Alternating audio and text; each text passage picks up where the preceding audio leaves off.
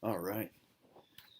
All right. We are live. All right. Good morning, everyone. Thank you for joining me for Ask the Trainer this morning on Thursday. We're gonna make them nice and short and sweet. We're gonna talk about primarily just one topic today, and that's the idea of high intensity interval training or HIIT training, as some people short and sweet refer to it as these days.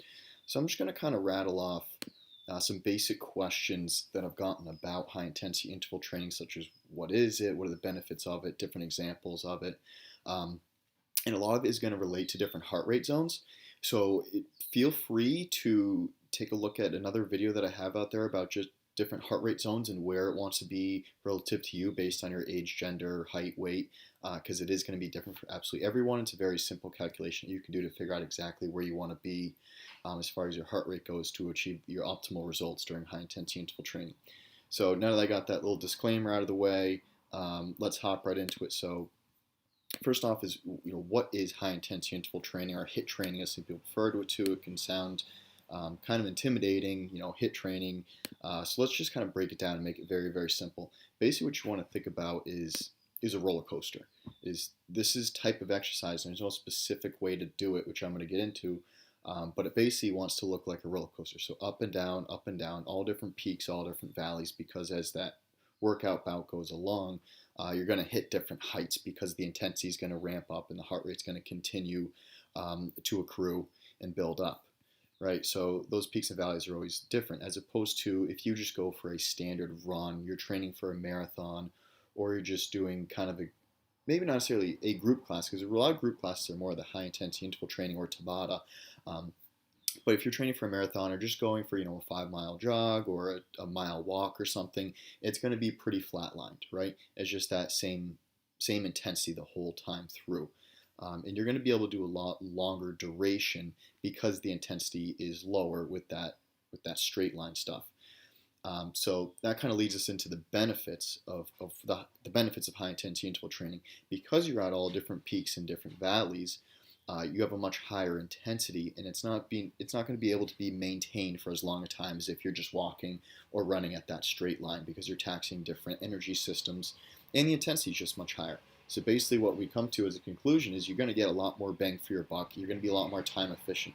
Okay, that's one of the major barriers that I hear with people is, we don't have enough time to work out. We don't have enough time in our workday, whether it's too late at night or too early in the morning or gyms are closed or whatever it is.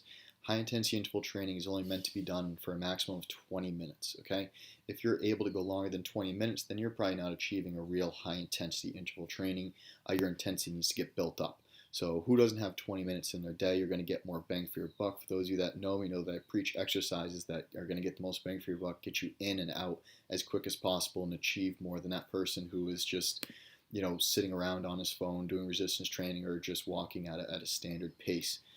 So that is really what I'm trying to get us all into, is how to be efficient with our time and how to achieve the most amount of results. Okay, the intensity that I'm which is what this is all talk about, the intensity is the greatest predictor of what energy system is being used. Okay, so if you're doing high intensity interval training, that means you're primarily going to be burning fat as your energy system, which is what everyone wants to hear. High intensity interval training is scientifically proven to be the best way to burn fat.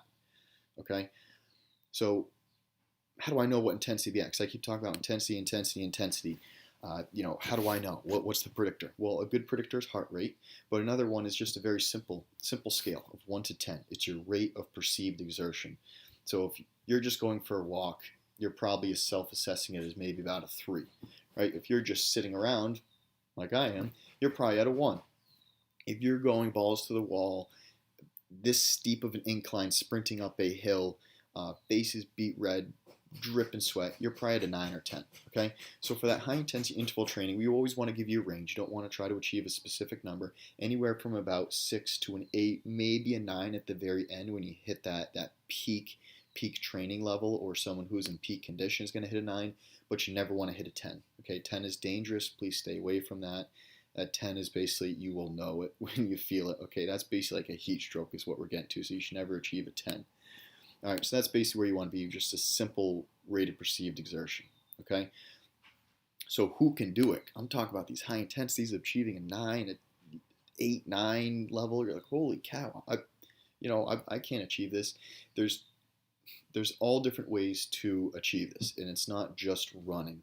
It could be as simple as being on a bike, on an elliptical, doing resistance training, just doing simple yoga. There are simple yoga motions that are high intensity, just going for a walk and increasing the pace.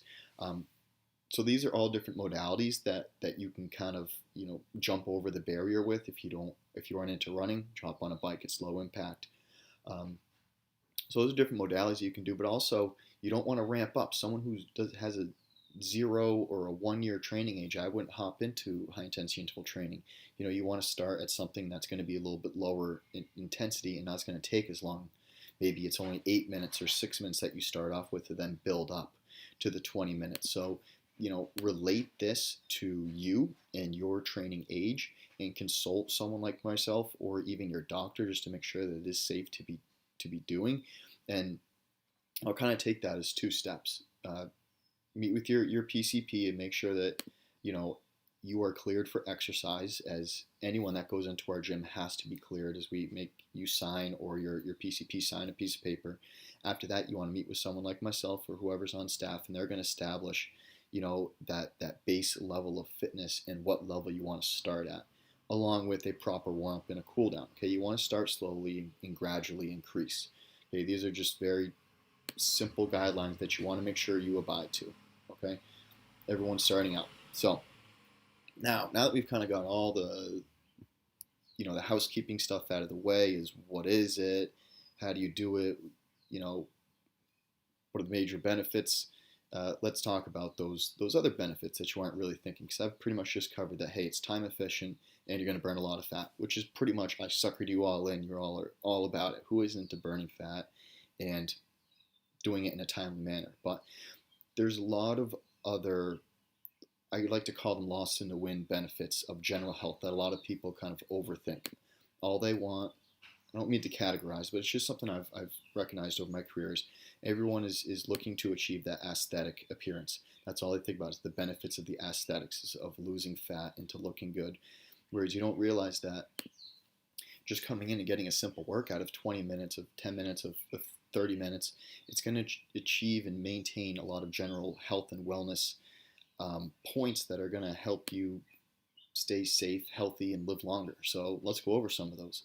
I mean, lost in the wind benefits for general health is, just doing this high intensity interval training is going to show, reduced risk of heart disease, increased HDL, which is the good type of cholesterol. You're going to have increased calorie burn, even more at rest with high intensity interval training, just like resistance training. Okay, you increase your metabolism when you're at rest. So if I did high intensity interval training this morning, I'm not sitting on the couch. I'm still burning more calories outside of my workout than I would if I just went for a walk. Very easy, and even more so than a person that hasn't even worked out today. Okay, so not only are you burning more calories by doing this type of work during the actual workout, but you're burning more at rest too. So a lot of these hidden benefits people don't realize, and I'm just getting started. If you play sports, um, you know, high intensity interval training, because it activates those fast twitch muscle fibers, is going to increase your athletic performance. Okay, it's going to increase the density of those muscle fibers. I'm digging a little deep, but for some of you like to know that, lowers your blood pressure. A lot of people don't even think about that. Yeah, exercise and even high intensity interval training is going to decrease that blood pressure, the intensity of the blood pressure on your ventricular walls, your artery walls. Okay, and for those of you who are interested in muscle gain, you're like, oh man, I'm just trying to gain strength, or maybe even gain some weight. You're not really interested in just burning fat. Well, high intensity interval training is something that you also want to put into your workouts after your weight training. What this is going to do is these are going to activate those fast twitch muscle fibers, which just basically recruits more muscle mass to be used during your resistance training. This relates now to increased testosterone production, and now you're going to be able to lift bigger weights because you have more muscle fibers recruited, which is directly going to result into greater, faster strength gains. Okay, so everything relates. It's all in combination of itself, right? All right, so let's just go over some real quick examples, and then we'll kind of close it out with that. So I've been talking all about it. You understand what it is. You know the benefits. Now, how do you do it? Different modalities. So I'm just going to rattle off a bunch of modalities that you can do. You can run, you can walk, you can do both these either outside, which is what we're really preaching. We've shown scientific proof that you're going to actually exercise longer and more efficiently outside than you will inside. You can be outside, you can run or walk on the treadmill, you can go on a bike, you can go on a rower, you can go on an elliptical, you can do resistance training, you can do group classes, you can do boot camp classes, you can do hill sprints, you can do yoga classes, you can do Pilates. There's endless amounts of ways to do this. So depending on if you have a certain ailment or you have specific modalities that you like more, then you can make this fit. So let's do 3 examples, okay? I'll take all different aspects. Let's take, first of all, if you're running outside. So running outside, remember, we're in a roller coaster, right? This would look like a sprint, and maybe depending on your level, it's not a full out sprint. Maybe this is just a jog. You jog for 30 seconds, okay? Then you bring it down to a walk, or if you were sprinting, bring it down to a light jog for 10 seconds, then 30 seconds, then 10 seconds, then 30 seconds, then 10 seconds, okay? And what I mean by different peaks and valleys is that heart rate's going to accrue, so it's going to get bigger, it's going to get faster and faster and faster, and that resting heart rate is also going to get higher. So it's going to look, it's going to keep getting higher, like a good stock market number, right? So that would be a very quick example. You can also do, that's as far as a timer goes. I like doing them on tracks. So if you go around a track, you might run for 100 meters and then walk for 100 meters, or maybe run or sprint for 200 meters, then 100 meters. I like doing it on a track because then you can really quantify it. You know exactly how many laps you did. Or you can do it time. If you're on that timer, like I said, the 30 on, 30 off, or 30 on, 10 off, you know exactly how many intervals or how many reps, so to say, you're going to do in order to achieve that goal of maybe you want to do it 15 minutes or the max 20 minutes, okay? So that's the example if you're running outside, or if you're on a treadmill, you just hit the buttons and it goes up and down. Next example I want to take is the rower, because I preach the rower.